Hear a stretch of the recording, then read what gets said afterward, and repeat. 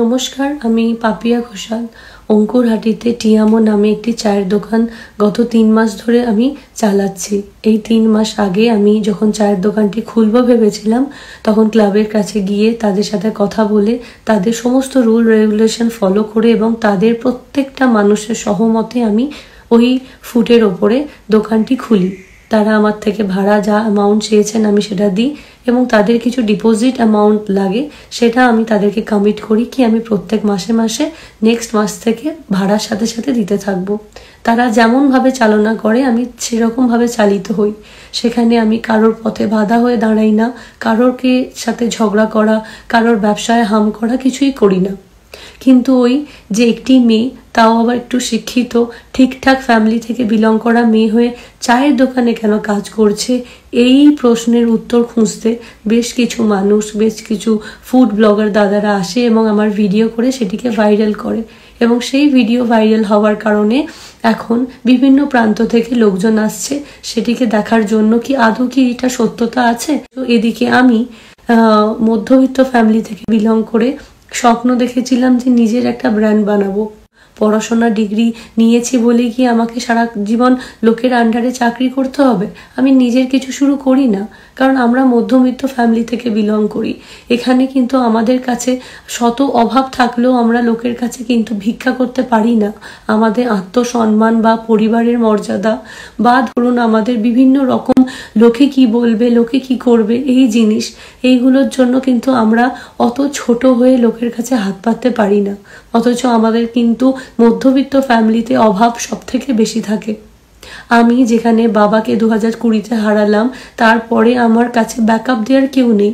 সেজন্য আমার যা পুঁজিপাতি ছিল সব আমি ওই ছোট্ট গুমটিটাতে লাগিয়ে আমি একটা ব্যবসা শুরু করেছি। এই মনে হয়েছিল কি লোকজন আসবে, পাশে থাকবে, সেই জায়গায় হাজার কটাক্ষর আমি সম্মুখীন তো প্রত্যেক দিন হই, তাও লড়ে যাচ্ছিলাম।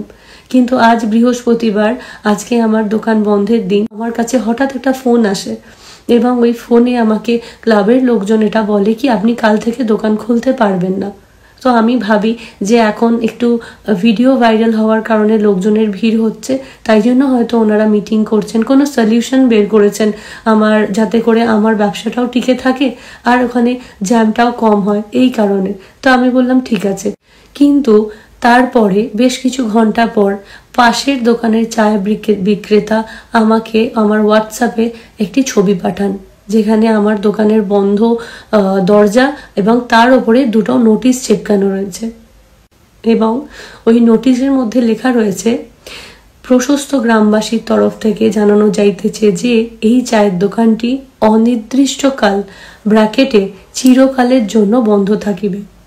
সৌজন্যে প্রশস্ত গ্রামবাসী। এইটা দেখে তো প্রথমে আমি বিশ্বাস করিনি।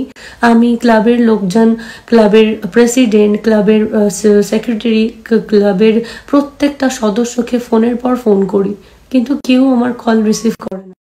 ভিড়ের জন্য, দোকানের চাপের জন্য অনেক সময় রাত 12টা, 12:30 বেজে যায় আমি বাড়ি ফিরি।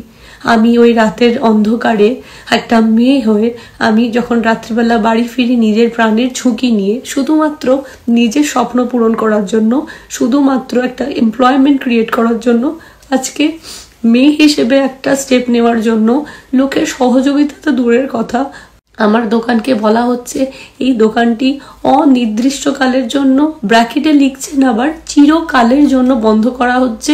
এবং কারা করছেন না? প্রশস্ত গ্রামবাসী।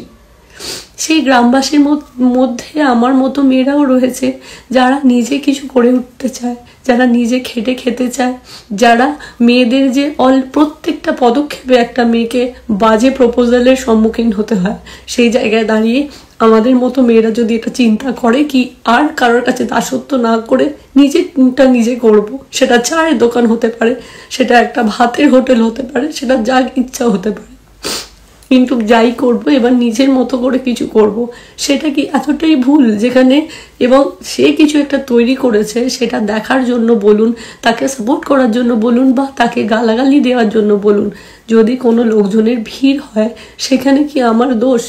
আজকে ওইখানে ভিড় হচ্ছে, তার জন্য যদি এতটাই অসুবিধা মানুষের, তাহলে আমরা সবাই মিলে একটা সলিউশন করতে পারতাম যে ঠিক আছে, যে এই রকম ভাবে করলে ভিড়টা কম হবে, বা ভিড়টা হলে সেটাকে ম্যানেজ করা যাবে। পৃথিবীতে তো সবকিছুর সলিউশন আছে। আজকে আমি অন্যায়টা কি করেছিলাম? আমি আজকে চায়ের দোকানে বসে লোকজনকে চা খাওয়াচ্ছি, চা বানানো হচ্ছে, চা দেওয়া হচ্ছে। আজকে এত লোকজন তো ভিডিও করতে আসে, কাউকে একজনকে আপনারা খবর নিয়ে দেখতে পারেন, কারোর সাথে আমি কোনো অভদ্রতামি করিনি, কারোর সাথে আমি কোনো কিচ্ছু বাজে ব্যবহার করি না। আমি আমার নিজের কাজ করি।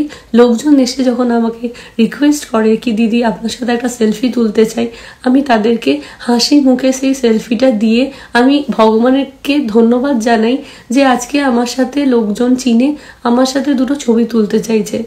এর মধ্যে অপরাধটা কোথায় ছিল?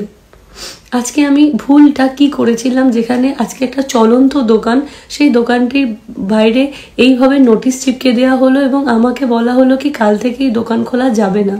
কেন যাবে না একটু বলতে পারবেন? কেন মেয়েদেরকে এইভাবে ট্রিট করা হয়? আজকে আমি যে স্টেপটা নিয়েছিলাম, আমার দেখা দেখি আর 5টা মেয়ে হোক না হোক, অ্যাটলিস্ট একজন তো আসতো, একজন তো বাইরে বেরোতো, এবং একজন তো নিজের স্ট্যান্ডার্ড, নিজের ডিগ্রি, নিজের সমস্ত কিছু ভুলে আমার থেকে শিখে সে তো ভাবতেই পারতো কি না আমিও একটা ছোট্ট টেবিল পেতে নিজের ব্যবসা শুরু করব। আমি এমন অন্যায়টা কি করেছিলাম যেখানে আজকে আমাকে এইরকম অপমানের সম্মুখীন হতে হচ্ছে, যেখানে লোক অলরেডি খিল্লি করা শুরু করে দিয়েছে যে এনার দোকানটি ব্যান হয়ে গেছে।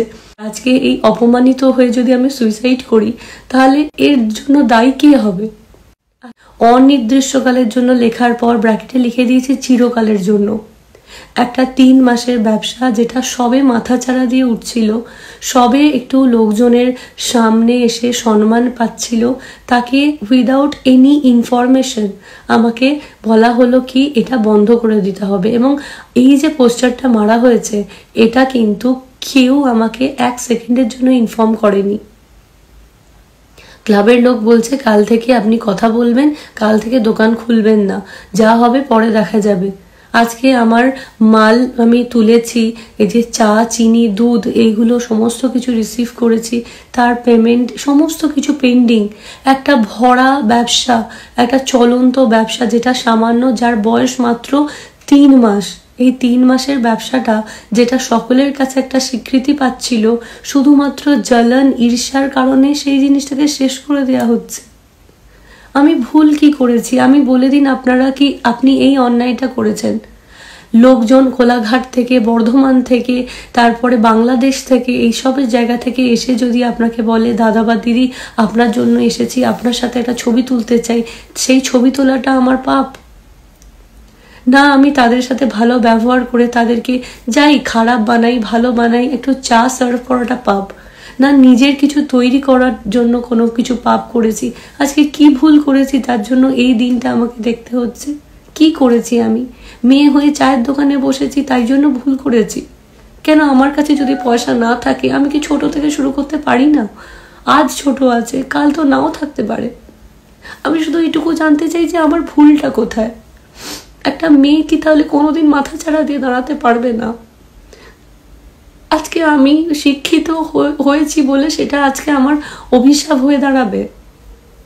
কি ভুল করেছিলাম? আমি শুধু এইটুকুনি আপনাদেরকে বলতে চাই যে আজকে আমার এই দোকানটা বন্ধ করে দেওয়া হলো, এটার কারণ কি?